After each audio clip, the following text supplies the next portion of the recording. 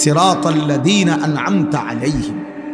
আল্লাহ শিখাইছেন, বান্দা আমাকে এভাবে ডাকো, বলো যে আল্লাহ আপনি আমাকে সিরাতে মুস্তাকিম দেন, আপনি আমাকে সরল সঠিক জান্নাতের রাস্তা দেখান। তবে সেই রাস্তা তো অনেক লম্বা, এখান থেকে জান্নাত এত লম্বা পথ আমি একা পাড়ি দিতে পারবো না মাওলা। এত লম্বা পথে আমি মাঝখান দিয়া বিভিন্ন রোডে হারায় যাব গুনার রাস্তায়।